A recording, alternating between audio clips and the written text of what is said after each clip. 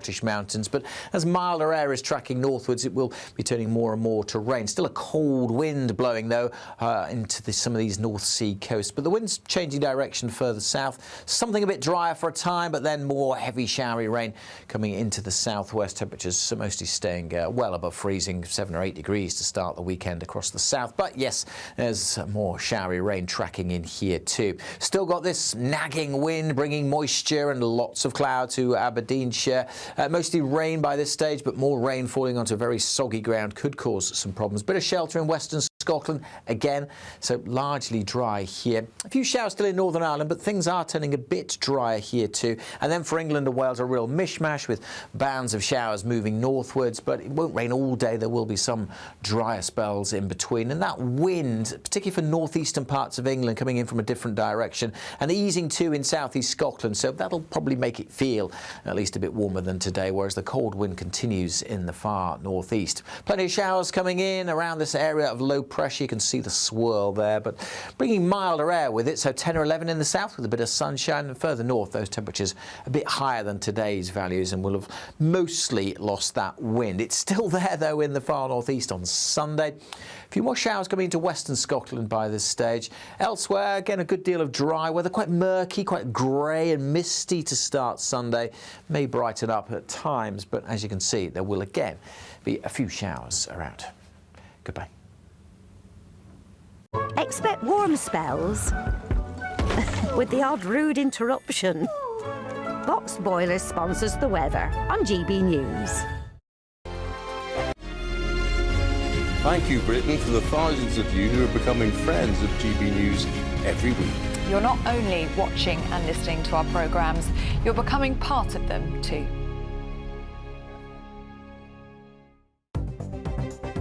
Good evening, this is the latest AI travel news from gbnews.com. On the A720 westbound at Gilmerton, traffic is restricted after a road collision. On the A48 westbound between Landerog and Pensarn, an incident has shut a lane. On the M62 eastbound between Junction 11 and Junction 12, a broken down vehicle is blocking one of 3 lanes.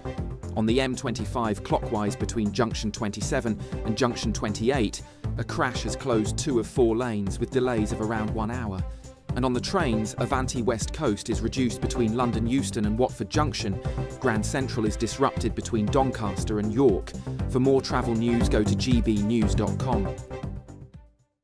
This year, the adventure of a lifetime could be on us. Courtesy of Riviera Travel, there's a terrific £10,000 holiday for 2 to be won. Choose from over 30 worldwide destinations like Thailand, South Africa, New Zealand or even Sri Lanka. We'll also boost your bank account with a fabulous £30,000 in tax-free cash. For a chance to win, text WIN to 63225. One entry costs £2.50 plus 1 standard network rate message. Or text BONUS to 63225. 5 entries cost £5 plus 1 standard network rate message. Go to gbnews.com/win. Entries start at £2.50. Call 0903 686 3232. Calls cost £2.50 plus your network access charge. Or post your name and number to GB19 PO Box 8690 Derby DE1 9TT. UK only. Entrance must be 18 or over. Lines close at 4 p.m. on the 27th of February. Please check the closing time if listening or watching on demand. Good luck.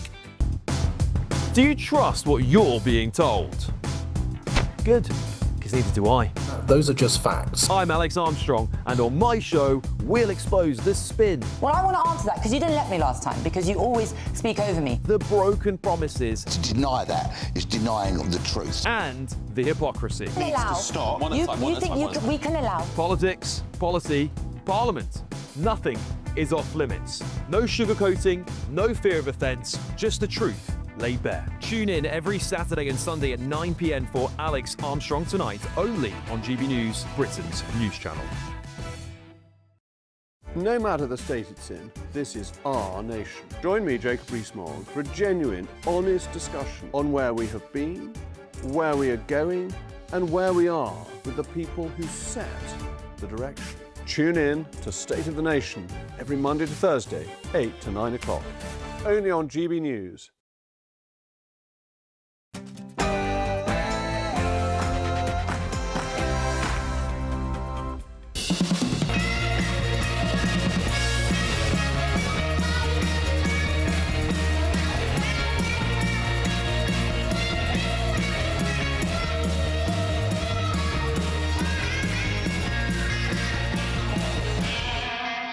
Welcome to Lee Anderson's Real World. Tonight on the show, we've got political commentator Chloe Dobbs.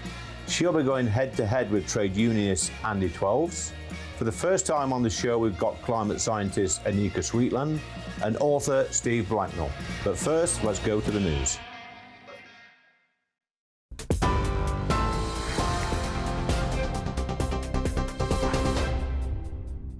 Good evening. The top stories. Police have been searching addresses in Wiltshire and Camden in North London as part of a misconduct in public office investigation launched into Lord Peter Mandelson. The force has said that the searches are related to an ongoing investigation into misconduct in public office offences involving a 72-year-old man. They say he hasn't been arrested and inquiries are ongoing. It says the Prime Minister remains under pressure from within Labour ranks over the Mandelson scandal. Sir Keir Starmer apologised to Epstein's victims yesterday for believing the peer's lies about his relationship with the paedophile financier.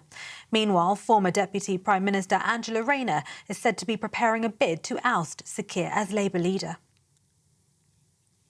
Serial killer Steve Wright has been sentenced to 40 years in prison for the murder of 17-year-old Victoria Hall in 1999. Wright is also sentenced to 12 years for the kidnapping of Victoria and 9 years for the attempted kidnapping of Emily Doherty. Wright's already serving a whole life sentence for the murders of 5 women near Ipswich in 2006.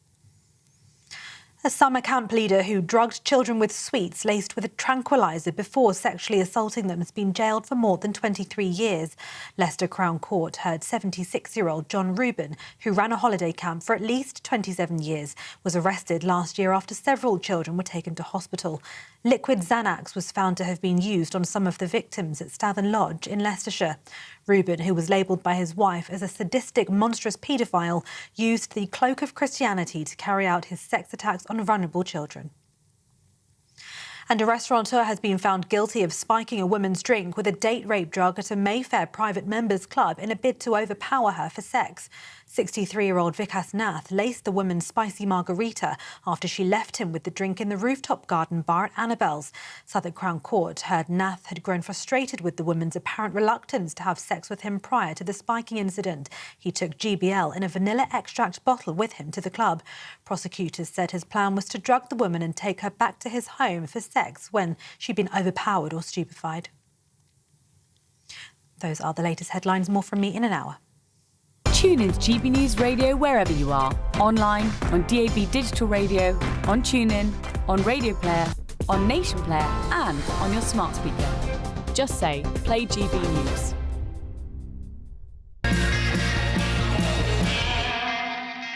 Welcome to Lee Anderson's Real World. I'm Lee Anderson, the Reform UK Member of Parliament for Ashfield, and tonight on the show, she's back, the very lovely political commentator, Chloe Dobbs, thank you.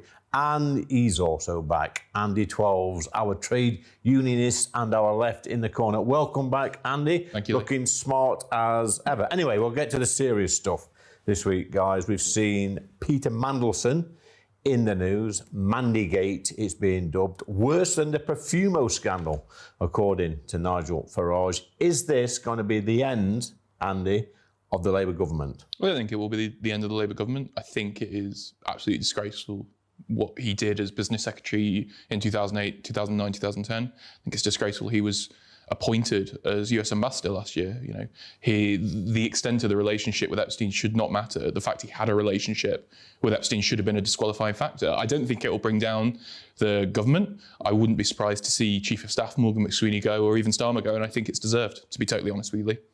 Chloe, Andy's been a bit kind there, I think.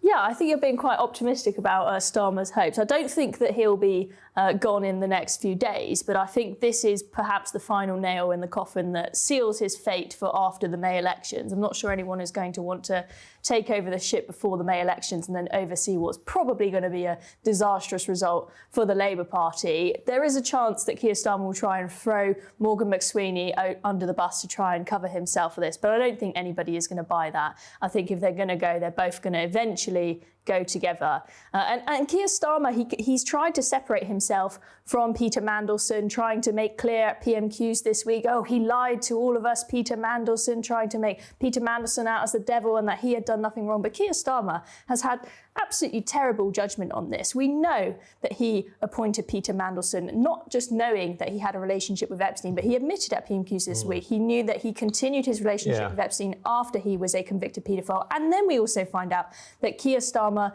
appointed him after MI6 had warned that he was a security threat. I mean, it's a bit rich from him at PMQs to constantly bang on about the need to protect national security with regards to the release of any Isn't it strange though, Andy? documentation. I mean, you're on the left of politics. Isn't it strange that Sir Keir Starmer and government ministers are now being wheeled out on a daily basis to say he lied to us?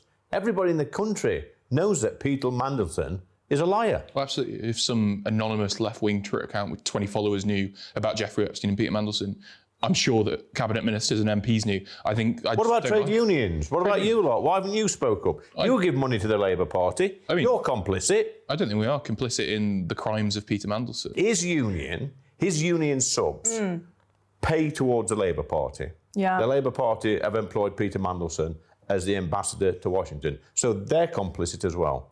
Well, look, I mean, you can still fund a party if you still believe in their broader mission whilst admitting that certain individuals in the party have made mistakes. You're being very kind, Chloe. But I'm not going to be kind, don't worry. But many of the people who are part of trade unions, I mean, for example, we've had now a new leader elected in Unison who is potentially going to take a look and stop funding the Labour Party, because you've got many people in trade unions who previously saw the Labour Party as this party that is not part of this metropolitan elite, but the working classes serving the working people. And people are really feeling like Keir Starmer and his government do not represent them at all anymore. And so they're thinking, maybe we're going to sever our ties. Maybe we are not going to support Starmer, and definitely, and not monetarily as well. And that's going to be quite big for the Labour Party if they start losing a load of funding from the unions as well. And this scandal could be something that is, makes unions really think hard about whether they want to fund them anymore. Yeah, just after the last general election, Andy, my first interview was with Sky News. They got me on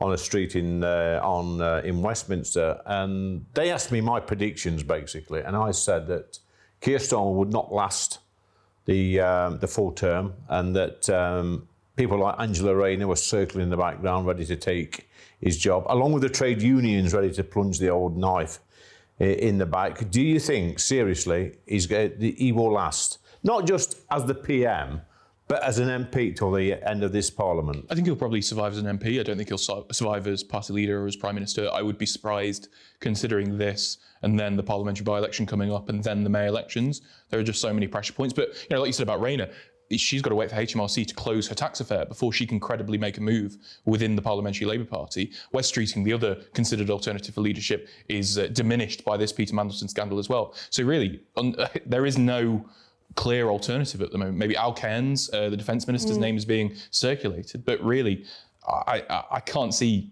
who would fill the gap. If there was a clear alternative to Keir Starmer, he would have been gone already. I mean, people were saying that he would be gone by Christmas, he'd be gone after the budget, but it didn't happen because there wasn't a clear successor. Andy Burnham hasn't been able to make the moves that he wanted to make. Angela Rayner has got this issue with HMRC. Maybe if people are desperate enough to get her in, maybe there'll be a legal way for someone to help her out with that 40 grand that she's missing so she can get herself up in the running. We'll see what happens, but I think that they will eventually find someone. There's no way on earth that Keir Starmer can last to 2029. I mean, he is a dead man walking at the moment, and it is crazy that with a huge majority in the House of Commons that he still cannot get done what he wants to do. He can't pass any legislation. I mean, the welfare bill was that moment where we really saw how much lack of control, how little control he has of the backbenchers. And then, of course, with this Mandelson scandal, we've had Angela Rayner sort of leading this backbench rebellion to try and get the documentation released and for it to be decided by this independent committee what we see. So I've lived through a few scandals in Parliament, Andy. I'm of an age that can remember the 70s and 80s and 90s or whatever.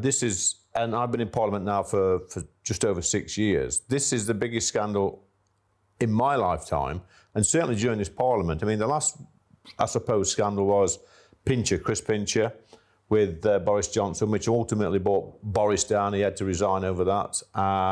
But this, for me, and if you talk to some Labour MPs as well, is 10 times worse than Pincher. Yeah, I mean, a business secretary seeming to leak, details that are market sensitive to a hedge fund manager, not even ignoring the paedophile stuff, just to a hedge fund manager ahead of it being public it's institutional corruption, is what it is. And I agree with you, to be honest. This is worse than Chris Pincher, worse than Partygate, worse than the austerity stuff. This is the scandal of the century. Yeah. And I cannot understand that Morgan McSweeney, the special advisors, those key advisors that pushed for Mandelson to be ambassador. Well, that's always the case, though, isn't it, Chloe? The chief of staff will go.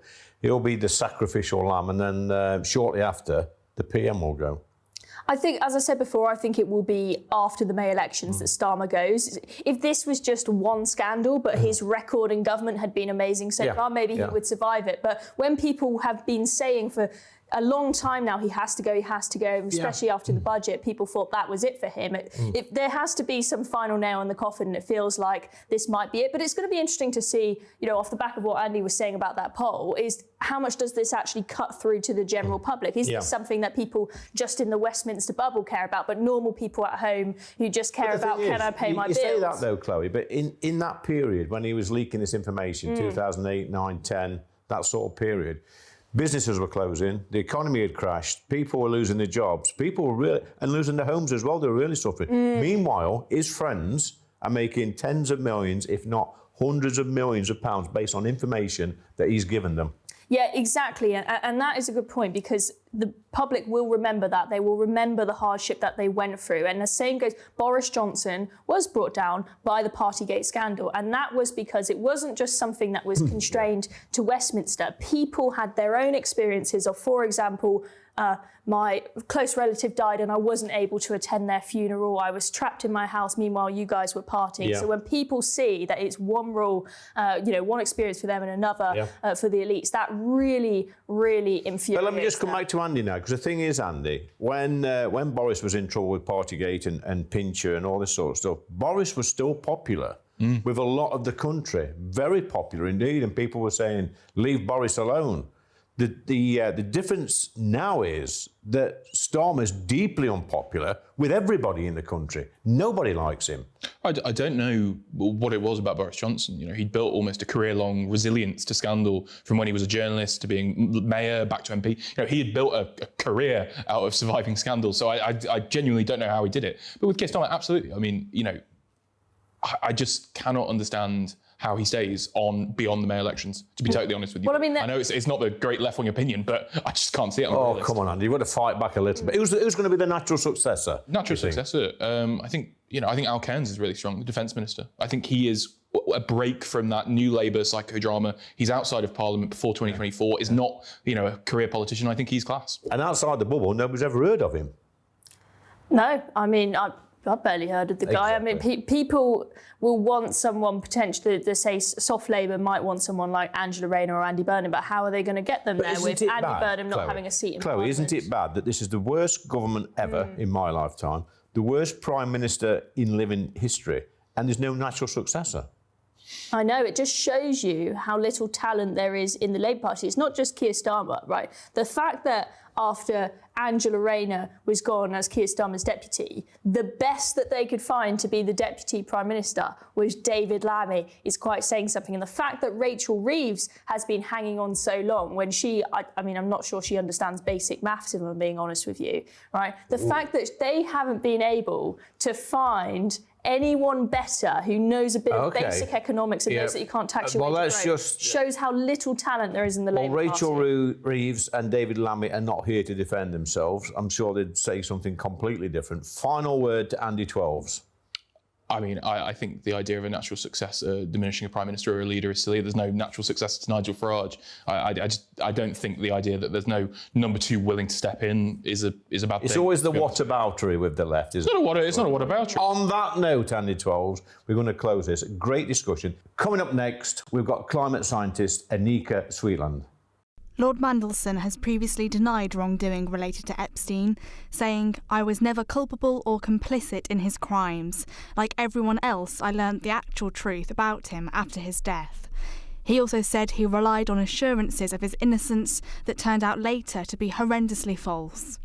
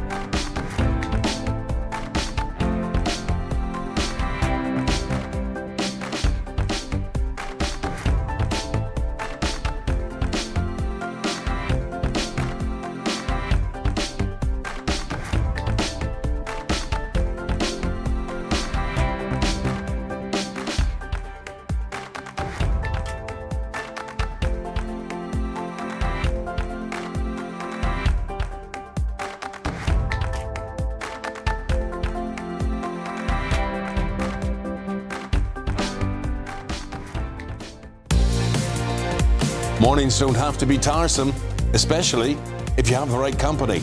Wake up to news as it happens, opinion and debate, and of course, a little bit of entertainment too. Because when the kettle's on, we're on.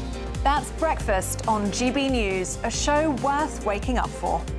Every morning from 6 a.m. Only on the People's Channel, Britain's news channel. We'll spread the news, you spread the word.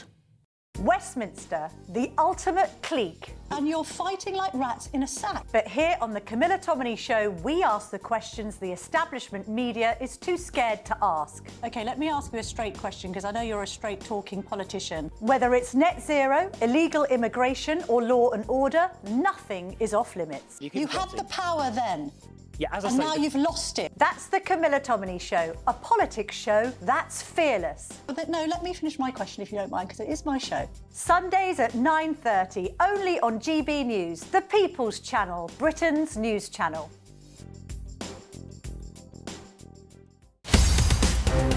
In the GB Newsroom, we bring you the news as it happens. With our team of dedicated journalists across the UK, we're ready to keep you up to date with what's happening every half an hour, every single day. Bulletins here on GB News, the People's Channel, Britain's news channel.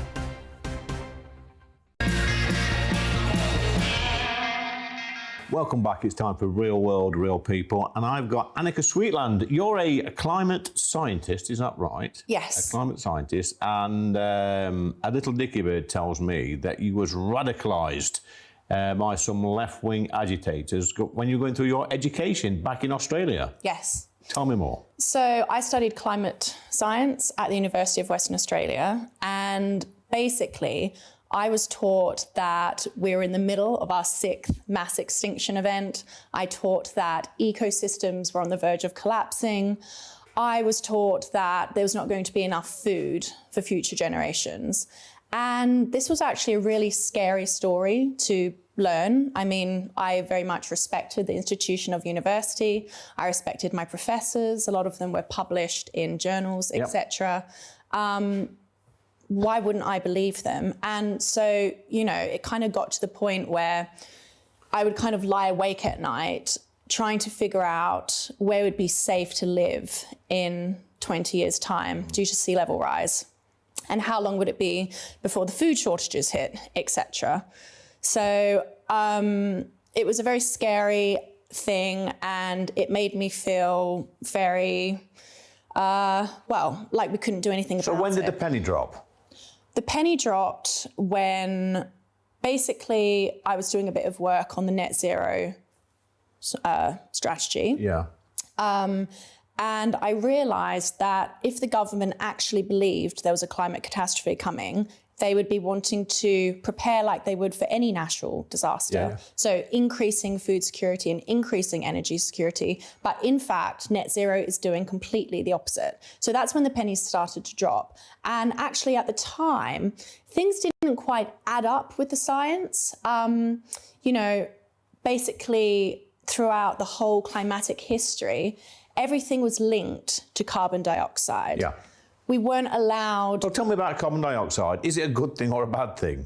So carbon dioxide is actually really good for the planet. Yeah. And we've seen this because NASA satellite data shows a 10% greening of the Earth between 2000 and 2020. Yeah. So, you know, we've had an area of leaves on trees and plants the same size as the continental United States. So it's making our planet greener? It's making the planet greener. I mean, it's plant food, isn't it? Yeah. And actually, we can back this up because commercial greenhouses pump carbon dioxide into there to 1,400 parts per million because it grows the best plants and they use less water. It's actually called carbon dioxide enrichment.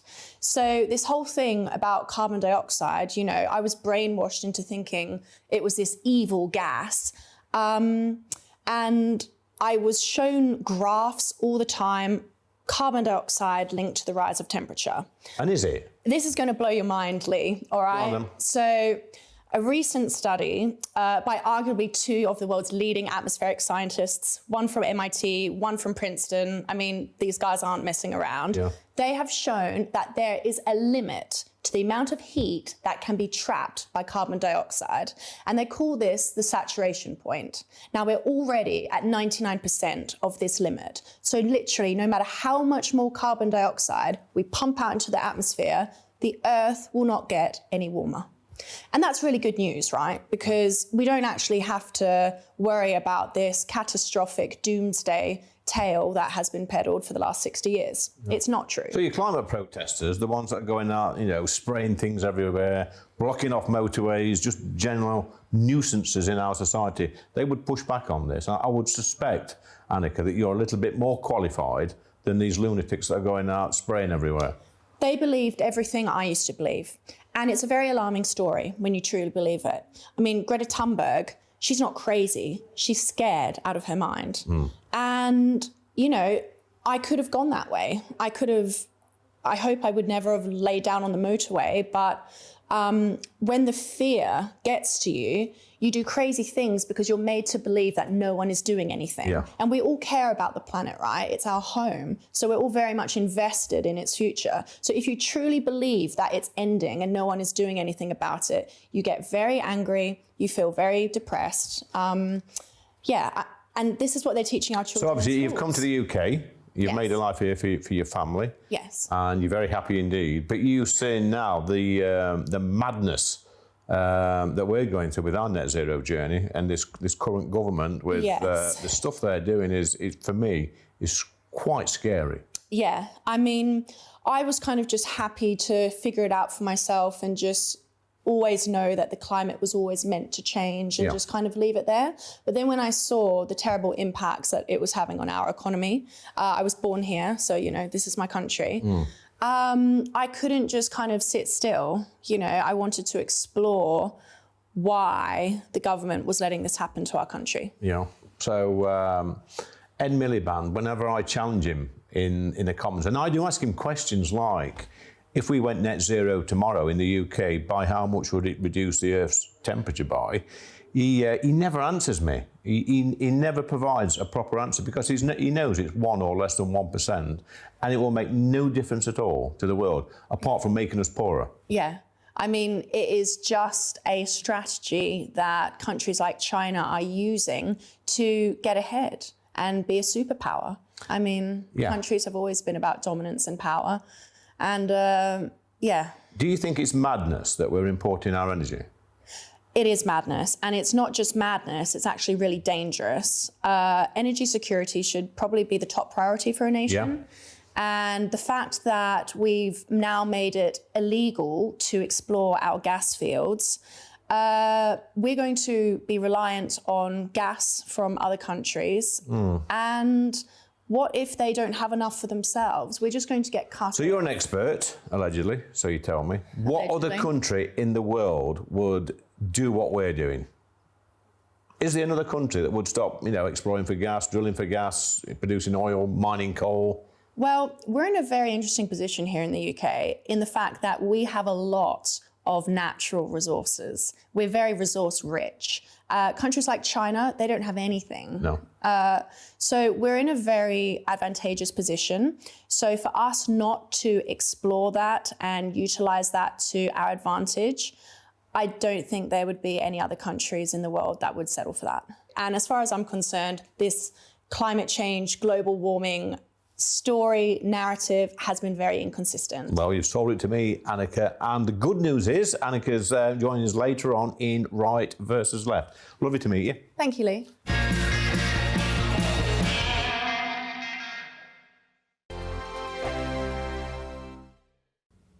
Evening, welcome to your latest weather update from the Met Office here on GB News. If you're looking for a change in the weather this weekend, I can offer you something maybe a little less wet, a little less cold, but there will still be showers around thanks to this area of low pressure. It's been bringing plenty of rain through the day. These weather fronts slowly arcing northwards. Still some snow over the tops of the Scottish mountains, but as milder air is tracking northwards, it will be turning more and more to rain. Still a cold wind blowing, though, into some of these North Sea coasts, but the wind's changing direction further south. Something a bit drier for a time, but then more heavy showery rain coming into the southwest. Temperatures mostly staying well above freezing, 7 or 8 degrees to start the weekend across the south. But yes, there's more showery rain tracking in here too. Still got this nagging wind bringing moisture and lots of cloud to Aberdeenshire. Mostly rain by this stage, but more rain falling onto very soggy ground could cause some problems. Bit of shelter in western Scotland again, so largely dry here. A few showers still in Northern Ireland, but things are turning a bit drier here too. And then for England and Wales, a real mishmash with bands of showers moving northwards, but it won't rain all day. There will be some drier spells in between. And that wind, particularly for northeastern parts of England, coming in from a different direction and easing too in southeast Scotland. So that'll probably make it feel at least a bit warmer than today, whereas the cold wind continues in the far northeast. Plenty of showers coming in around this area of low pressure. You can see the swirl there, but bringing milder air with it, so 10 or 11 in the south with a bit of sunshine, and further north those temperatures a bit higher than today's values and will have mostly lost that wind. It's still there though in the far northeast on Sunday. A few more showers coming into western Scotland by this stage. Elsewhere, again, a good deal of dry weather, quite murky, quite grey and misty to start Sunday. May brighten up at times, but as you can see, there will again be a few showers around. Goodbye.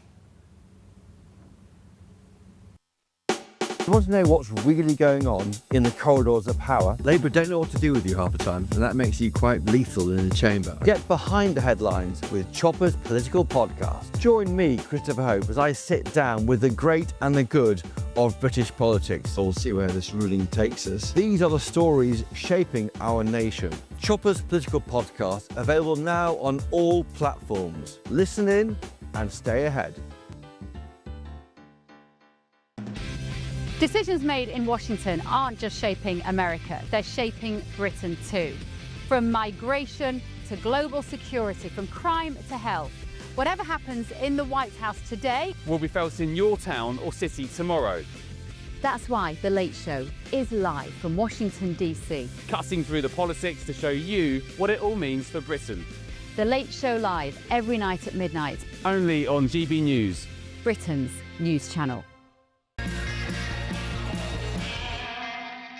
It's time for Right versus Left, and we've got three on the panel tonight. We have Andy Twelves, we have Chloe Dobbs, and our new guest, new to GB News, that's Annika Sweetland. Yeah, am I right? Yes. Did I say that right? You did. And Well you're done. also a climate scientist as well. I am. So finally, on the panel, we've got some brains on here, which is great because we're going to talk about net zero, the scam that is net zero, Andy. Now, you're pro Ed Miliband. He's not here to defend himself, by the way, and you're also pro net zero. I think it's a scam, and I suspect we have other guests in the room that also thinks it's a scam. Go for it. I don't think it is a scam. I think it's, in the sense it's a policy. It's a goal. Like whether it's 2030, 2035, 2040, 2050. Like it is just a goal to get net zero emissions. Like I don't think it's a scam. It's just a policy. To be honest, I think Ed Miliband is quite clearly an expert on energy security and net zero. He was a minister in the last Labour government back in the late 2000s, and he's come back and taken the same brief. I think he knows what he's doing. As soon as you said that Ed Miliband's an expert, he knows what he's doing. He knows what he's doing. He's a minister that's familiar with the brief. Expert at eating. Annika, come on, you know a bit about this. So you're right in as much as that it's a policy, but it's a policy that ultimately rests on two assumptions. The first is that we are, without any reasonable doubt, moving towards catastrophic climate change. And the second is that by reducing our emissions here, we can meaningfully impact global emissions. Now, on the second point, which is a lot less contentious, I think we can probably all agree that given the UK is 1% of global emissions, even if we wipe that out completely, it's actually not going to affect the global climate. And that's actually the problem with this policy, unfortunately. I don't think it's just about the global emissions that we contribute to. I think it's also about the private sector investment. There's a lot of money in net zero. And I think if we set ourselves up as a leader, if we set ourselves up as a leader and we get that private investment before Europe, that's only a good thing for the British people. There's a lot of money in net zero for investors. If you are one of the investors who is being paid an insane amount of money by Ed Miliband and his chums for example, these new big battery sites that they are proposing, where you're going to be paid an insane amount of money for example, just be on standby. What are the battery sites, Toz? So we're going to have. Well, you clearly didn't do your reading, did you? Yeah. They're going to have Tell us about the battery. So they're going to set. So they're going to set up. There's going to be one in the Doncaster area, and then some others if it all goes ahead, where they have all these huge batteries to basically. Partly it's a good idea in that the national grid is always overrun. A good idea until they catch fire. We have to turn the wind turbines off, for example, and pay a load of money to do so. But what this will do is be able to take some of the strain from the national grid. But these battery sites are going to cost an insane amount of money, and these investors who are investing in these battery sites, they are going to be paid a huge amount of money just to be on standby, not even actually doing the work to make sure they can take the money from the national grid. And what that means is that people's bills are going to go up because this project is going to cost an insane amount of money. And when you ask, is net zero a scam, right? It is a scam in the sense that people were sold a lie. We call something a scam if you buy something but you've been lied to about what you're going to get. Yeah, people bought into net zero on the basis that Ed Miliband told them your bills are going to come down by around 300 quid. This is going to bring your prices down. If you're going to go for net zero, fine, but at least be honest about it and say this is going to reduce our emissions, but it is going to make us poorer, at least in the short term. Annika, I'm going to bring you back in now. I keep having this argument with anybody that will listen to me, especially in Parliament, in that I think China's got it right. They are still mining coal.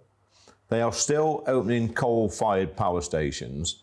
They then produce electricity to make solar panels and wind farms and the windmills, the blades, whatever. They then flog it to us and we buy it, and all we've done is exported our carbon footprint to somewhere like China.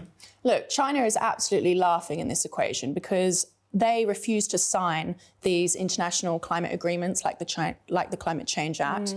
And actually, I wouldn't have so much of a problem with it if we were producing all of these parts for wind turbines and we were selling wind turbines to the rest of the world. But actually what's happened is that our whole industrial sector has collapsed. Our automotive industry, which is one of our most distinguished industries, we can't really produce cars here anymore because our commercial electricity prices is too expensive. And this comes back to what you were just saying, Chloe, about, if you were going to tell us that, well, we are going to go to net zero, but we're going to have the highest electricity prices in the developed world. We're going to have the highest commercial electricity prices in the developed world.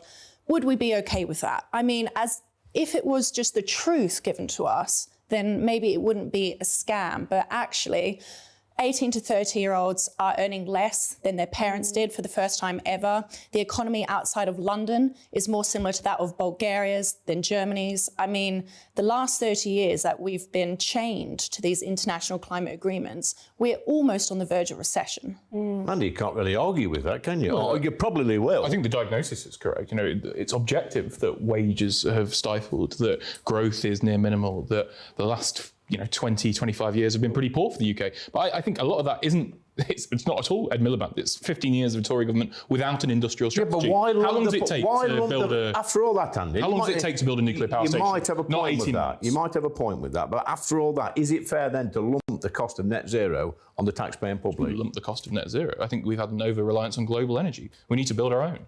That's the point. That's the point in net zero, is so we can attract investment, so we become self-sufficient on energy in the UK. Because we're not going to reopen the pits, are we? Why not?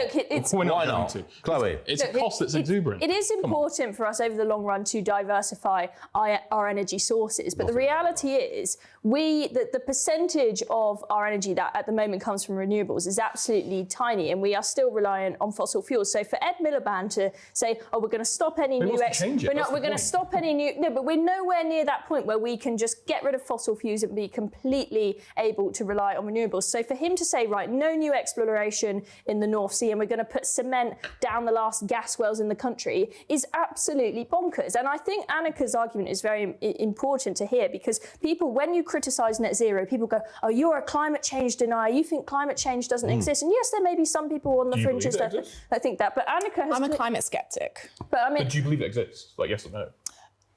The climate is meant to change. It's always changed. We have an ice age every 100,000 years. There are natural drivers of climate change that we're not taught about. It's kind of all packed onto carbon dioxide. And of course, Annika, the climate was changing long before Andy Twelves was on this planet or any human being at all. So we're going to go on to the yes-no quiz now, guys, and this is your first time, Annika. It's a basic yes or no answer. You've done this before, haven't you? Yes. You see, it's a yes. So first question is, this is to you, Andy, will Sir Keir Starmer still be an MP after the next election? No. Ooh, Chloe? No. Annika? No. 1-1, good start. So we'll go to you, Chloe. Is net zero a scam? Yes. Annika? Yes. Andy Twelves. So, Annika, this one's for you. Should VAT be cut to 10% for the hospitality industry? Yes. Andy? Yes. Chloe? Agreement. And Andy, should first cousin marriage be banned? Yes. Chloe? Yes. Annika? Yes. Oh, it's a tough one. It's 4-4. Ah, dear. Are Labour MPs revolting? Yes. Yes. Chloe? Annika? Yes. Wow, 5 each. So you admitted there that Labour MPs are revolting. I think they are revolting, quite a few of them. But let's be serious. They are revolting against the leadership of the Labour Party at this current time, Andy. Yeah, it was the old Spartacus joke. Spartacus is revolting. I think it's the last 18 months of Number 10 running a load of backbenchers up and down the hill on key issues like the winter fuel allowance, like the two-child benefit cap, like the welfare reforms, only just to pull back. I think they've lost good faith with the parliamentary Labour. You know how fickle politics is. You know, you can't expect the backbenchers of the Labour Party to put up with this kind of messing around for much longer. Annika, are Labour MPs revolting? Yes, I think from what we've seen this week, they're not going to have a choice. Yeah. Chloe? Yeah, I mean, what happened is that after Corbyn was gone from the Labour Party and they brought in Starmer, they tried to modernise the party and make it more centrist, right? But that change only really happened at the top, and you've got that in the cabinet. But all of the backbenchers, they're still very much left-wing ideologically, not necessarily to the point of all being Corbynised, but there's clearly a big disparity between what the cabinet wants to do and what the backbenchers want to do. I have to say, I would refute that. To be honest, I think the whole point of Starmer coming in, and one of the big sins of Mandelson actually was that he was advising McSweeney on fixing the selections of backbench MPs for Parliament. You know, there are 405 or 6 Labour MPs now. There are 411 elected. Like, a lot of them are handpicked by Starmer and his team. Like, I don't accept the idea at all that the Parliamentary Labour Party is the left-wing force. I think they're certainly centre-left, but they're not left-wing by any means. I think you've got your Socialist campaign group, and you can make the argument for the Tribune group, but Annika, not at all. Let's go back to Annika. Annika, has Starmer got control of the Labour government, do you think, and his backbench MPs? I think he does have a good amount of control over them. I think that they're inexperienced and therefore... I think that's by design. Let's call that to a close. It's 5-5, cracking quiz this week. I was told during the break they've got in, is it a steamer, Chloe, for my shirt? Yes. I'm not ironing my shirt properly. Yes. That's rude. Both Annika and Chloe advise on getting a steamer. And what do you advise, Andy? It doesn't matter. It doesn't matter. You look well, Lee. You look well. Okay, well, coming up next, we've got video jockey, whatever that is, Steve Blacknell, coming on the show.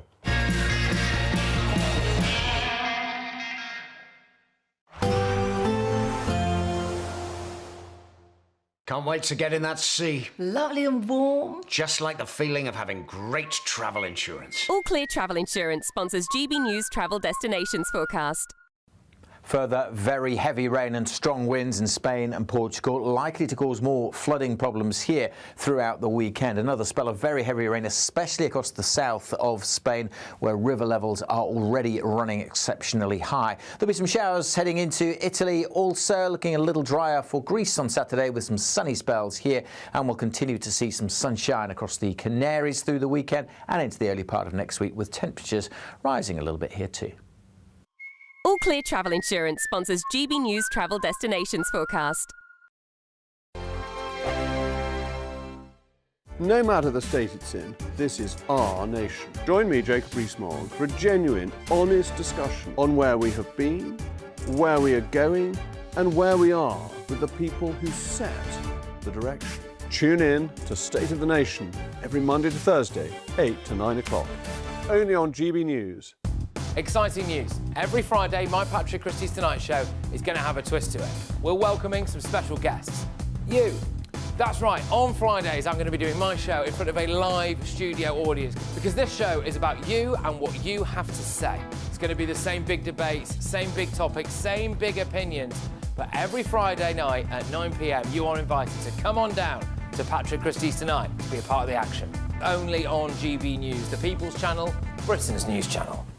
Hi, I'm Michelle Dewberry, and my show is your opportunity to cut through all the noise and dive in headfirst to some robust debates. Ideas clash. Situation, no, isn't it? No, Because the failure is... You're deliberately avoiding my point. Nothing's held back. And if you think this is the end of it, wait for more. And we do not shy away from the difficult stuff. Sometimes I want to shake people and say, if only you understood. So join me on Dubes & Co. weeknights at 6 p.m, only on GB News, Britain's news channel.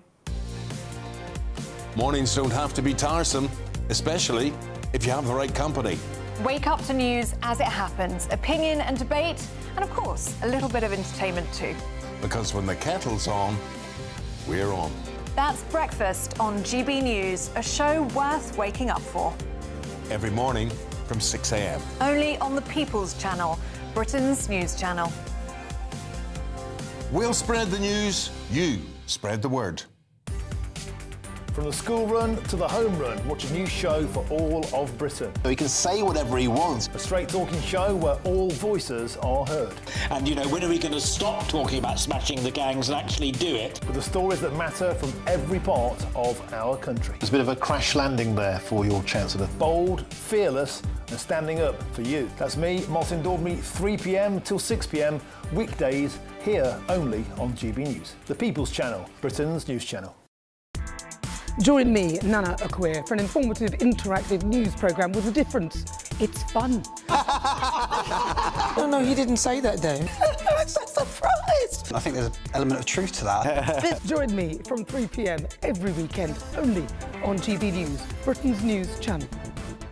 Britain deserves a newsroom that puts the facts and your voice first. Well, and that's what you get on GB News. Lively debates, lively conversation. And we're not afraid to hold power to account. And each other. So join me, Andrew Pierce. And me, Miriam Gates, for Britain's Newsroom, weekdays from 9:30 on GB News.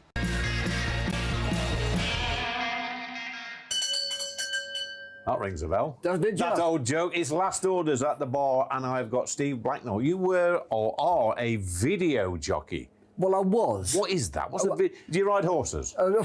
With a camera? In my spare time, yeah. Okay. Video jockey, well, basically MTV, when MTV started in the early 80s, it went from being a DJ to a VJ because it was the age of the video. Yeah. So I was Europe's first VJ video jock, and then I did programs for MTV in America, and they showed it all over America. So it was a great tag, but of course MTV is no more now. That's gone. So, and Live Aid as well. I was reading your notes earlier on, and you was involved in Live Aid as well. Is that true? Yes, I was the Herbert who got on Concord with Phil Collins. They picked me for that because I had a show in the States. So, of course, when we did it, there was no AI. So basically, it's been cleaned up now, so you can actually hear what we were talking about. But at the time, it was a lot of crackle. And what was you talking about? Just everyday stuff. Imagine a whirlwind, a hurricane, right? And in the middle, there's the eye of the storm, which is very quiet. So that was us, really. Yeah. And it was only when I saw the curvature of the earth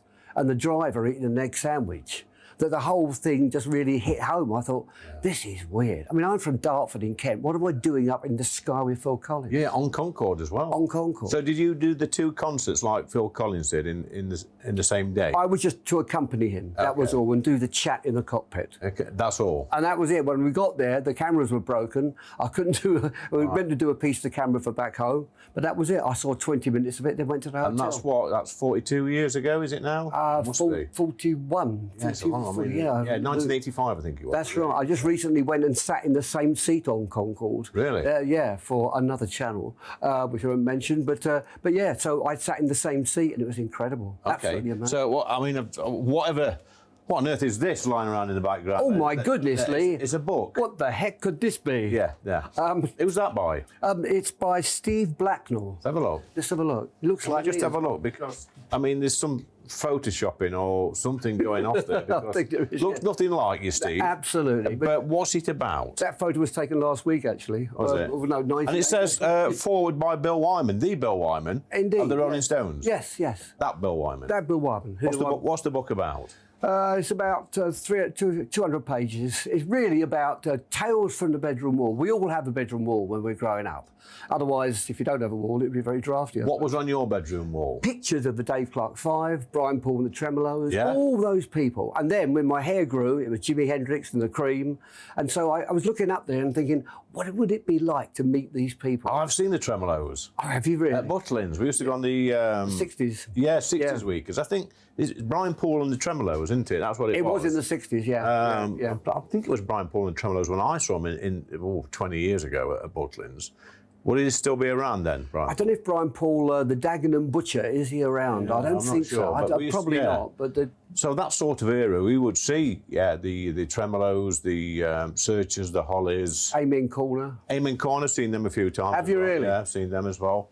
Them sort of bands, yeah. I mean, I think some are still going now, but I would imagine that all you're going to see on the stage is probably one surviving drumstick or something. One like surviving, exactly. Yeah. And the new member's been there 30 years. You know, Yes, it's like that. So, but a lot of the 80s bands, of course. I'm an 80s child. I don't know about you, but all that music's come back. All the bands have reformed, and they're enjoying a second and third career. Well, of course, we need reform in this country, don't we? But that's another conversation. It certainly is. Yes, the 80s weekends are pretty good. I've been on a few of those.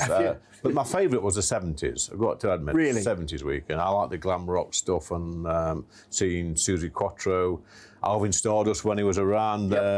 Rest in peace, Alvin Stardust. He's from my neck of the woods as well. Shawaddy Waddy, the Rubettes, Racy, Sweet.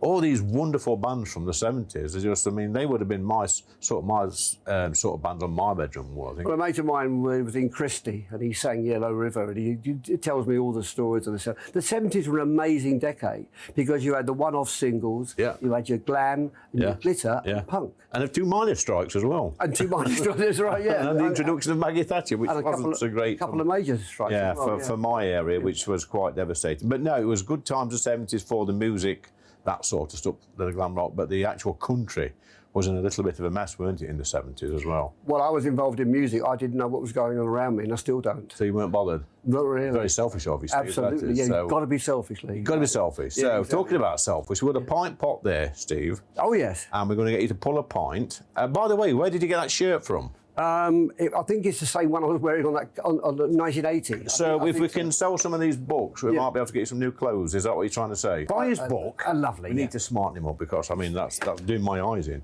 But we've got a pint pot there. Okay, all right. And you're going to try and pour the perfect pint. All right. In 30 seconds. Okay. And plonk it. Oh, froth. Yeah, just. My life. I'll keep going, mate. I'll get the shaving kit out. It's all froth. Yeah, plonk it on the bar. Look at that froth. Yeah. Blimey. Can you drink that or go right up your nose? So just imagine, Steve, that's a perfect pint. Yeah. And that takes some doing. And you've poured several perfect pints. Yeah. And you're having a dinner party tonight at your home. And you've got to invite 3 pop stars. Yes. Past or present, living or dead, for your dinner table. Who would it be? Very easy. Jimi Hendrix, number one. Frank Zappa, who I'm a huge fan of. Mothers of Invention. Yeah. And my all-time, depending on how old you are, the Incredible String Band. They're the band. Incredible String Band, 60s band. Bob Dylan, all the people, they influenced all the bands. But they're hippie psychedelia, 1970. It's not my cup of tea. And what would you say to Jimi Hendrix if he was alive today? What would I say to Jimi Hendrix? Yeah. Well, did you ever see him? No, my first wife went out with him in America. I was married over there. She told me all about him. But he was my hero. What would I say? I don't know. Why did you die? He was just the most brilliant man. And are you aware of Frank Zappa? Yeah, I know Frank Zappa. Yeah, I couldn't name a song. No, I think he's the biggest musical genius. You're probably more of a musical purist than what I am. I'm like a pop music. Oh no, I like a good tune. Yeah, I mean, I like my 50s, 60s. Yeah. I love my sort of American soul music, like a Sam Cooke or Otis Redding. Oh, absolutely. Or Jackie Wilson. I think that sort of music gets me up.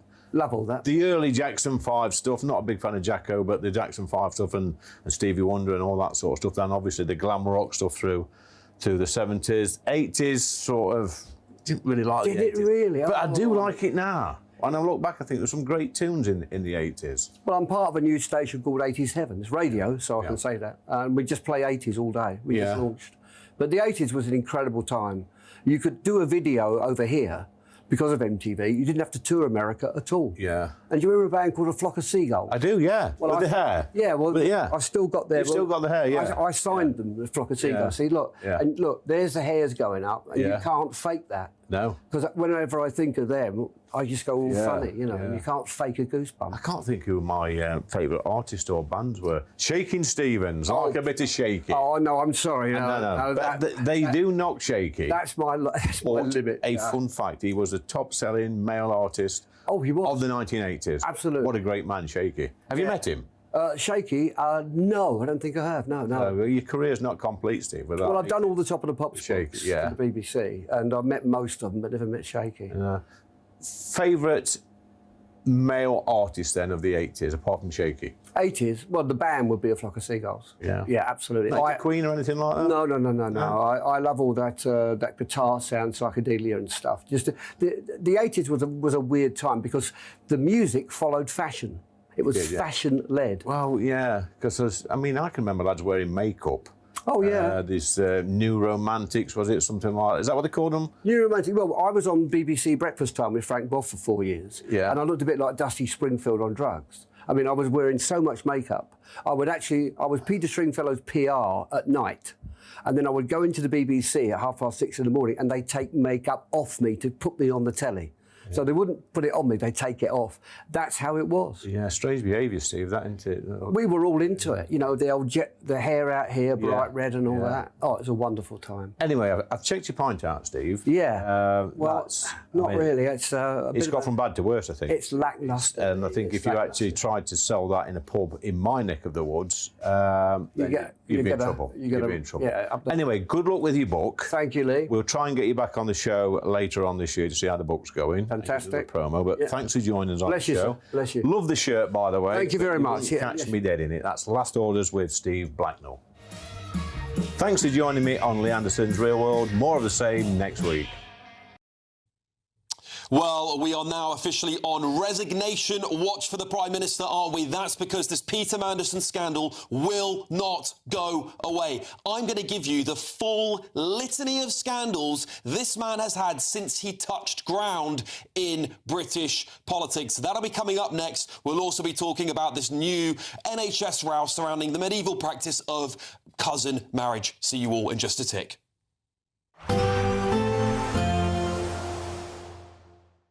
Expect warm spells with the odd rude interruption. Box Boilers sponsors the weather on GB News.